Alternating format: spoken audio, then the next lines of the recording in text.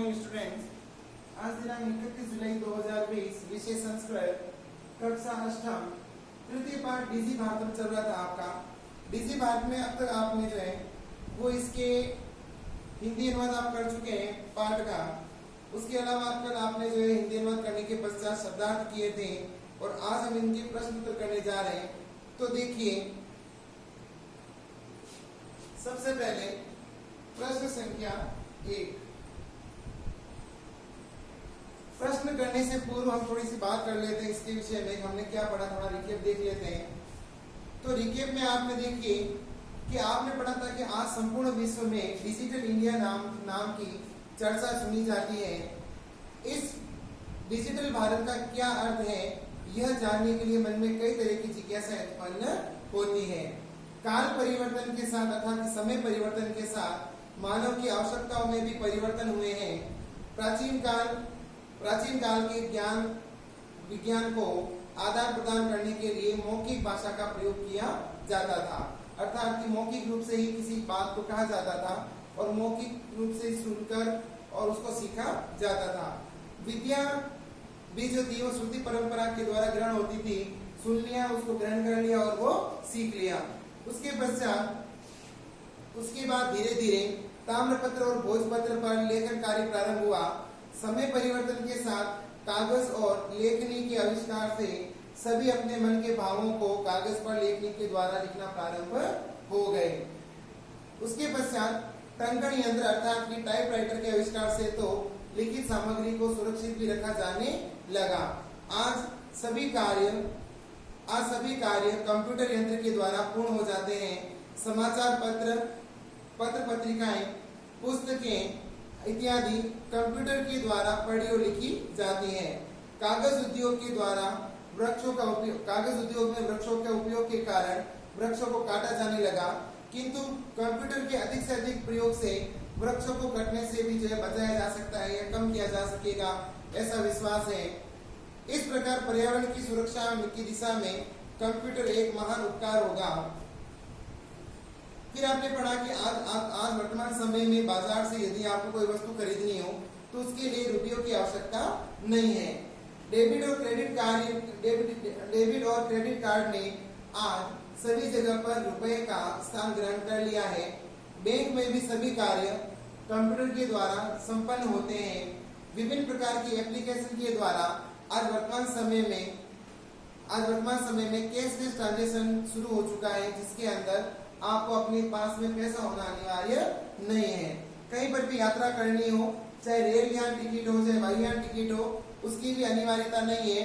सभी प्रकार के टिकट इत्यादि हमें फोन पर ईमेल के द्वारा प्राप्त हो जाते हैं। हम उन्हें सुरक्षित रख सकते हैं और हम यात्रा का आनंद ले सकते हैं। चिकित्सालय में भी उपचार के लिए रुपयों की आवश्यकता नहीं है। सभी जगह पर कार्ड के माध्यम से तथा नेट बैंकिंग के द्वारा हम शुल्क प्रदान कर सकते हैं। वह दिन दूर नहीं है जब हम हमारे हाथ में स्थित एकमात्र स्मार्टफोन से हम सभी कार्य कर सकते हैं। अब हमें जेब में पैसे रखने की आवश्यकता नहीं है। पासबुक, चेकबुक इत्यादि की भी आवश्यकता नहीं होगी और पढ़ने के लिए पुस्तकों, समाचार पत्रों की भी अनिवार्यता समाप्त हो जाएगी। क्यों हो जाएगी? क्योंकि कंप्यूटर में या स्मार्टफोन में सब कुछ मौजूद है। लेखन कार्य के लिए अभ्यास पुस्तिका या कागज या नए ज्ञान को सीखने के लिए शब्दकोश की आवश्यकता भी नहीं होगी।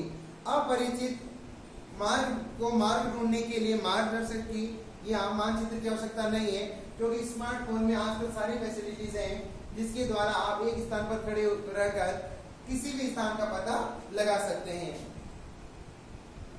इस प्रकार समस्त कार्य इन यंत्रों के द्वारा पूर्ण हो सकते हैं। इसके अलावा जैसे सब्जी खरीदने के लिए, फल खरीदने के लिए, रिजर्वेशन कराने के लिए, अस्पताल में बिल देने के लिए, विद्यालय की फीस देने के लिए बहुत से कार्य हैं वो आपके फोन से पूर्ण हो सकते हैं। इस प्रकार डिजिटल भारत जैसी दिशा में भारत तीव्र गति से आगे बढ़ रहा है। तो इस प्रकार से आपने जो है वो इसके जो है हिंदी अनुवाद कर लिया था। आज हम अभ्यास प्रश्न करने जा रहे हैं। प्रश्न संख्या 1।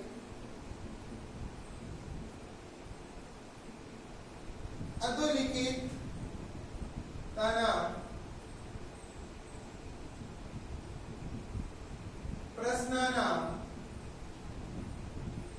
उत्तराणी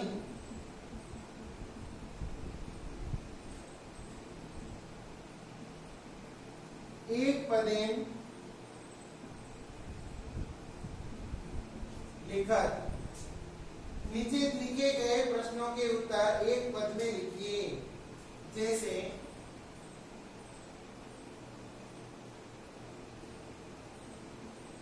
कुत्र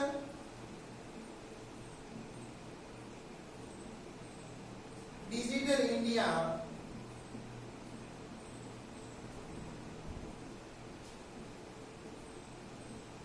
इत्यस्य चर्चा भवति। कहां पर डिजिटल इंडिया नामक चर्चा होती है? तो क्योंकि उत्तर जो आपको एक पद में ही देना है तो आप लिख सकते हैं संपूर्ण विश्व। उसी तरह से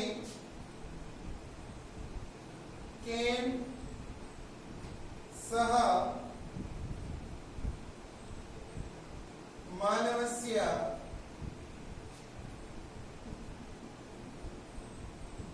आवश्यकता परिवर्तते। केन सह किसके साथ? मनुष्य की आवश्यकताएं भी परिवर्तित हो गई हैं। तो उत्तर हो जाएगा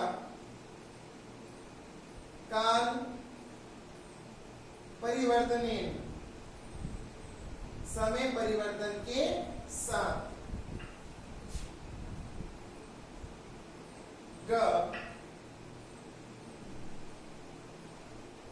आपने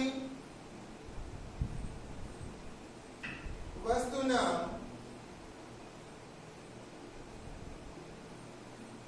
क्रय समये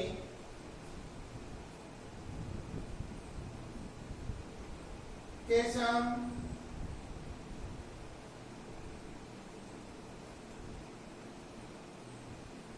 अनिवार्यता न भविष्यति। बाजार से वस्तु खरीदते समय हमें किसकी अनिवार्यता नहीं होगी या किसकी आवश्यकता नहीं होगी? तो उत्तर हो जाएगा रूप्यकाणाम, अर्थात कि रुपयों की आवश्यकता नहीं होगी।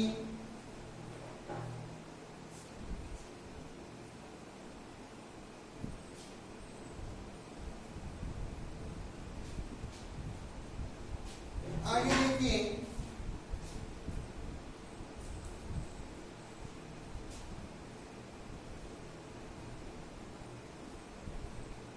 कस्मिन्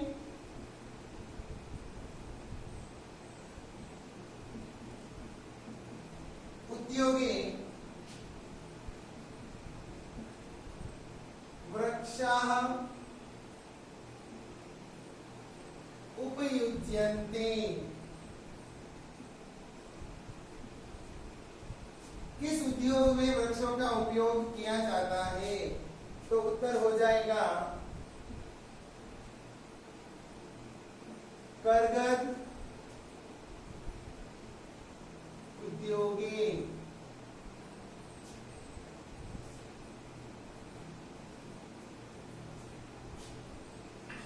उसी तरह से अगला प्रश्न, अद्य सर्वाणि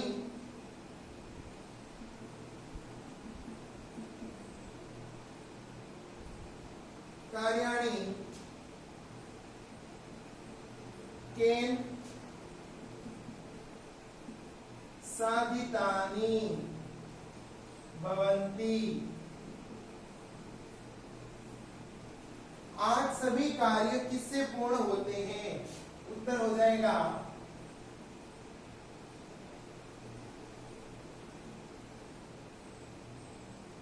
संगणकेन, संगणकेन अर्थात कि कंप्यूटर से। तो इन प्रश्नों को आप नोट डाउन कर लीजिए। फिर हम आगे बात करते हैं।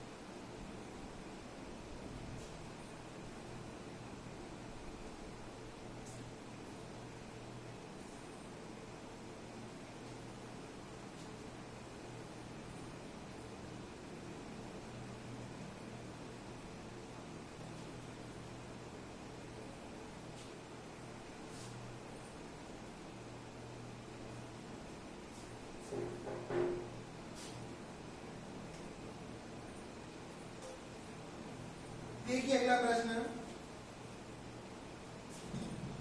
प्रश्न संख्या 2।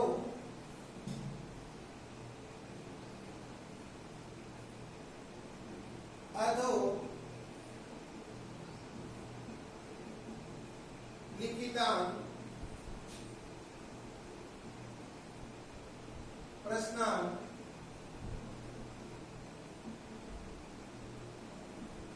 पूर्णवाक्येन उत्तरतः। नीचे दिए गए प्रश्नों के उत्तर पूर्ण वाक्य में लिखिए। जैसे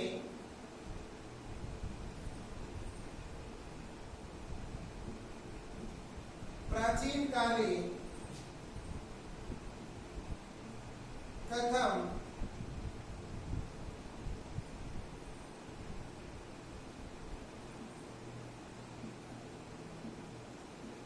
प्राचीन काले विद्या कथम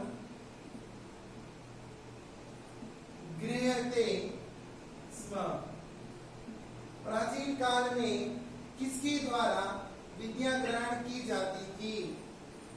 तो उत्तर हो जाएगा प्राचीन काले विद्या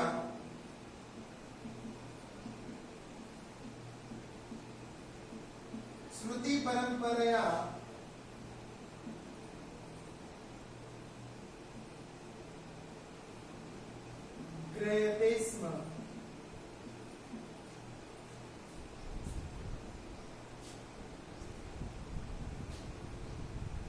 अगला प्रश्न देखिए, वृक्षाणां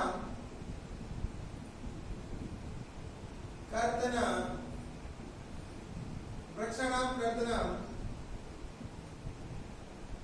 कथं न्यूनतां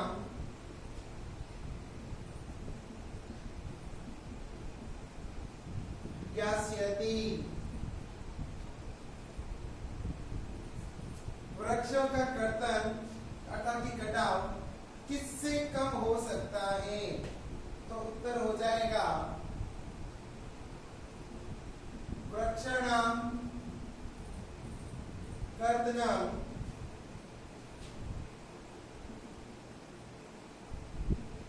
संगणकस्य अधिकाधिक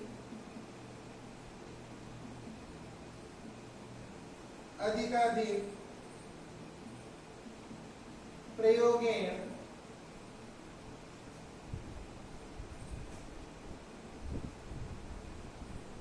न्यूनतां ज्ञास्यति। वृक्षों का कटाव कंप्यूटर के अधिक से अधिक प्रयोग से कम किया जा सकता है या कम हो जाएगा।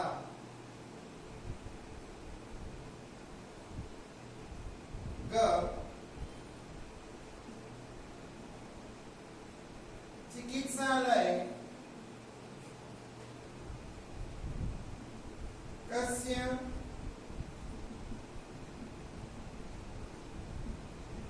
आवश्यकता अद्य नानुभूयते। अस्पतालों में भी आज किसकी आवश्यकता का अनुभव नहीं होता? तो उत्तर हो जाएगा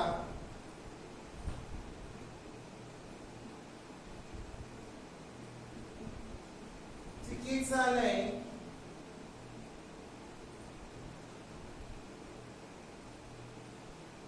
रूप्यकाणां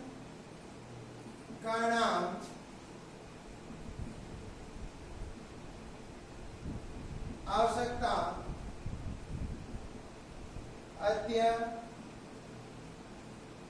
नानुभूयते। चिकित्सालय में रुपयों की आवश्यकता का आज अनुभव नहीं होता। ग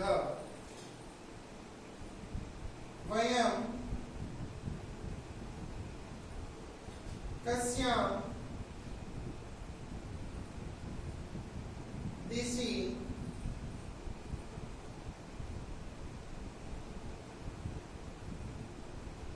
अग्रेसराम।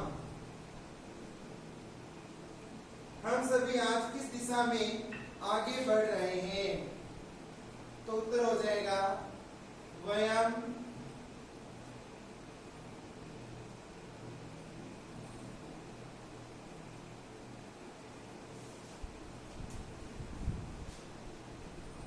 डीजी भारतम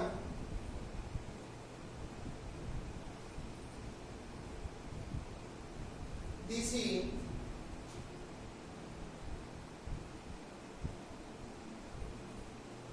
अग्रेसराम। हम आज डिजिटल भारत की दिशा में आगे बढ़ रहे हैं। अंतिम प्रश्न है, वस्त्र पुटकें केशां आवश्यकता न भविष्यति।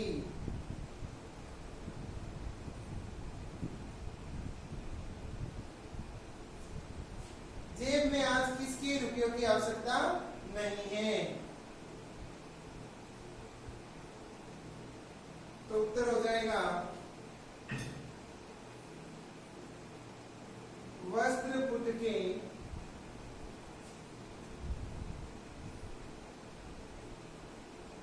रूप्यकाणां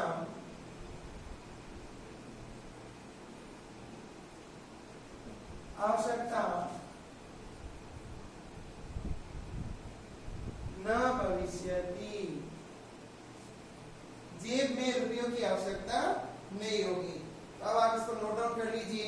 फिर हम आगे बात करते हैं।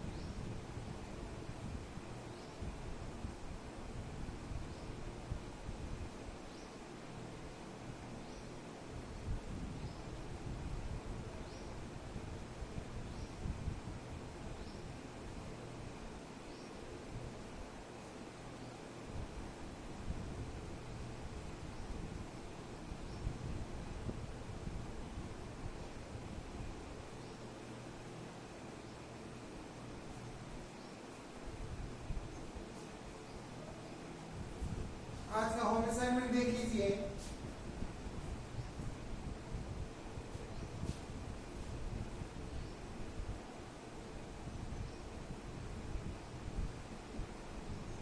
प्रश्न 1 व 2 करें।